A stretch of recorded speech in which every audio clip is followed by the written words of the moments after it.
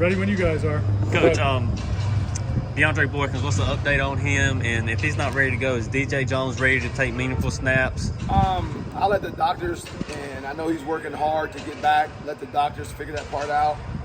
We've spent all of fall camp building depth and cross-training guys because in the system, multiple guys can play multiple positions. We have guys that can play star, either safety, can play money.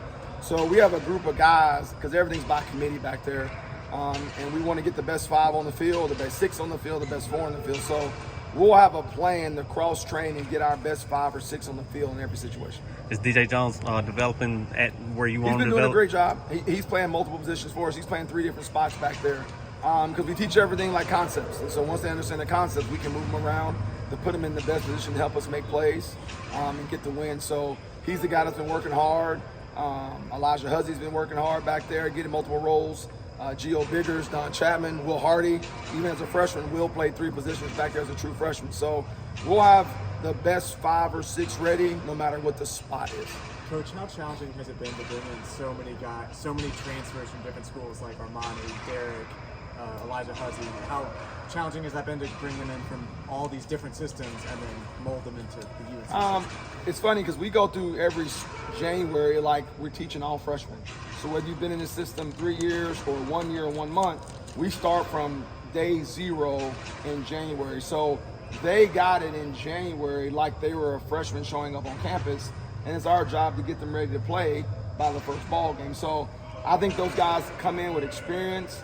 They come in as seasoned veterans who have played a lot of football. So you're getting a guy that's more mentally ready than a true freshman out of high school. And now, again, you're teaching them concepts. Man coverage is man coverage. It's about techniques. Cover 3 or quarters is those systems. It's about eye discipline and technique. So as part of changing technique is probably the biggest thing because they've been used to doing something by another coach. But from a standpoint of experience and know-how and understanding the concept of defense, those guys have been pros. Seems like Elijah's made the jump from FCS to FBS pretty naturally. Yeah, I mean, because he's a competitive kid. You know, he's a competitive football player, and in this game, if you're very coachable and you're super competitive and driven, you have a chance to play anywhere. So sometimes height and size and speed and logos, some of that stuff doesn't matter when you get a kid on the field and he plays with great heart and passion like Elijah does. He's done a great job. What about Tayana Holloway? What does he provide that allows you to do different things in the secondary? I think he has he has natural ball skills. He has natural athleticism. He's a guy that can run, has some length. He comes from a background of playing offense, so he's used to having the ball in his hand, getting the ball out of the air. And I think coming in here last year and being injured and missing the season with a red shirt, and really he just started playing football, getting ready for the bowl game. So he was literally like a true freshman coming off those surgeries. So he's done a great job of just competing, making plays in space, making plays on the ball. So he's one of those young guys you get excited about, and the more he keeps getting developed and the more he keeps getting experience. What's it been like kind of coaching for how you talk with him over there? Yeah, I'll tell you what, he has a great attitude, and it's refreshing as a coach sometimes when everything's new to him, right? You teach him something, it's like, oh, he has those I got it moments. And as a coach, that's a breakthrough for him because he's a young kid that hasn't played a bunch of ball. So I think he's easy to coach because he's hungry to learn. He doesn't get sensitive. And you can coach him hard, you can put your arm around him. There's a lot of things you can do him because he's so eager to learn the game of football. Coach, you kind of talked about some of the new additions that have come in, things like that. What, if anything, makes this year's secondary unit kind of unique to last year's secondary unit? Year 2. I think anytime you've been through something with the training wheels on and trying to learn everything through a fire hose, right? And now you have guys like Gio Biggers who, if I ain't there, he can lead the meeting. You have Don Chapman who, if I'm running one drill, they can get the drill going and teach concepts because now, being in the system, being battle tested, they understand the mistakes they made. They've touched that hot stove.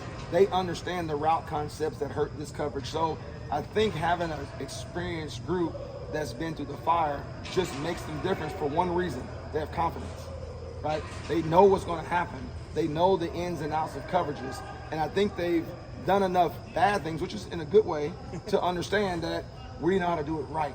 And so now we get to go out and play, and I think the thinking part is off of them. Now we can just let loose and play. And so I'm looking for a group to take a jump mentally to have a chance to make more plays because they know what to do because they're now experienced in the field. You mentioned Charlton, the fire. You said they've been through the fire. It was a little hot at times last year. It's always hot. What, in terms of the way you went back and assessed just the secondary, just the DBs, and the way you all played last year as a group, what was the thing that bothered you the most, or what did you want to improve on the most? Like, what really stuck out to you when you went back and made the assessment and you said, we have to change this? I think as a coach, you look back on the body of work, and the one thing I thought is we left opportunities on the field. If we're this much better with our eyes, we're in that much better position to stop that play that hurt us. If we are that much quicker with our read and knew that, oh man, I know this is coming, right? We make that play, which doesn't put us in this position or give up that third down. So I always thought we were a step behind certain plays. And at times when we were doing it great, it was rolling, and then something bad would happen, and it was a lapse, right? It was man, I didn't realize. So I think those moments have really helped us. And as a coach, it's like, man, if we only could have, if we only understood this a little bit better. So for me, when I went back to the lab, it was about, let's coach them at level 3 now. Okay, 1 + 1 is 2, but we want to get to the 2 + 2 and the 3 + 3. We want to go more advanced with our knowledge of the scheme so that we can make the plays we were one step away from. And did you and Gene, I'm sorry. you're good. Did you and Gene, I mean, you guys have known each other, and you're so familiar with working with each other. Did you all find yourselves, I don't know, doing anything different in terms of a spring or a summer or a preseason than you've done in the past? Always. I think how whenever did that process go? I think, you feel like you have a good season, but when you're really critical on yourself, you find ways like, hey, we have to improve in these areas. And you go ask people smarter than you. You go look for people who did it better than you. And there's no pride in that because we all want, I'm still getting coached every day of my life, okay? This is 19 years. I get coached every day. So for me and Coach Chiswick, we want to go find ways to become better, to become simpler, to allow our guys to play faster. And I think after 1 year, you know who your guys are. I knew them in the spring, but I didn't know them in game 8, right? Like I would know them in game 8. So I think you know your players and what you have, and now you capitalize on your strengths and you try to minimize your weaknesses, but you now have that under your belt. So I think it was collectively, we went back to the lab and said, okay, what can we do better? What can we cut out? What can we add? What can we make simpler to allow these guys to make plays? You talked about the confidence and you talked about them taking that next step mentally. Based on what you've seen from the preseason camp, is this defense ready to go out on the field, and have they made the improvement you needed them to make? Well, right now we're undefeated. So I like where we are. I like everything we're doing. And then when the lights come on and the jerseys are a different color, then we have to go out there and play. I love where our guys are mentally. I love the work, the effort, the hustle. I like the confidence. I like how they're coming together. And now we got to put it together for 4 quarters on Saturday nights to get the W's and do what we need to do to win as a football team. So I'm excited. I'm very encouraged, and I can't wait to see him play. Go ahead. Does Caleb cost the guy that Fidelity, you think? This year? I hope so. I mean, I think all these guys coming in here have the ability to play. It's just a matter of when the lights click on for all of them, whether you're a freshman or a senior or a transfer. Everything out there is earned based on practice reps. He's done a good job. He's made plays. He's flying around, but he's young. And he has a lot to learn, but he has a lot of ability, and he has a lot of young talent, and I love his demeanor. He doesn't walk around like an 18-year-old out of Sandy Creek High School that just got here, right? But he did just walk out of Sandy Creek High School playing 2 sports, and he just got here. But he has made some strides in camp, and I'm proud of the way he's worked. Touched on it a little earlier, but it's safety. It seems like you've had some musical chairs there this camp with the different guys that you've had and haven't. Like, I think Don was in a red jersey the other night, Saturday night. Like, you've been able to get him back. He looked like he was running around some today. And just what have been the challenges there? You haven't had Will Hardy.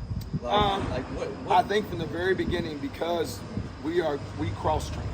So I think when guys have to go out for a boo-boo, we have other guys that can come in and play, and we have a rotation where they're getting a lot of reps. So, and fall camp's long, right? It's okay sometimes if a guy has to miss a day because you have the capable guys to take his place, and when he comes back, there's a seamless transition because they all know the best 5 or 6 are going to play, and the next 2 or 3 are going to back them up and give them reps because we don't want just 5 guys playing 60 plays a game, right? Yeah. So we got to have depth in our ranks, which I think we have more depth when we have a healthy group this year than we had last year.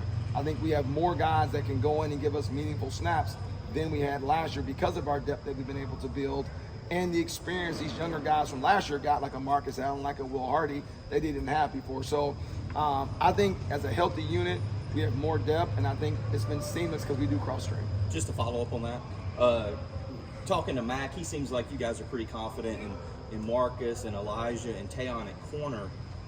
Sort of those makes it sound like those would be the first three that you're kind of depending on. At safety, who would you say are sort of your top 3 or 4 guys? Like who are you counting on? I think right now you look at all those guys, they've been competing.